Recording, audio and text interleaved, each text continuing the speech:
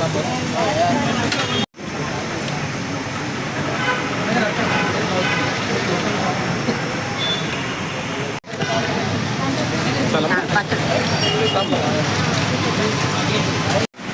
ఈరోజు town hall జ్యోతి Vinayaka Rayalaseema hotel అధినేత యాదవ్ కుమార్ రెడ్డి గారు గత 3 గురువారాలుగా ఇక్కడ అన్నదాన కార్యక్రమాలు జరుపుతున్నారు. ఈరోజు 3వ గురువారం. అనుకోకుండా ఈరోజు సంకటహార చవితి కావడం కూడా చాలా విశేషం.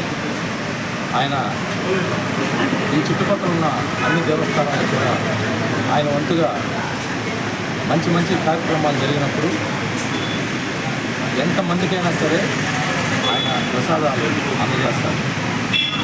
అలాగే ఈరోజు ఆయన సుమారుగా 600 మందికి మంచి భోజనం ప్రసాదాలు అందించారు.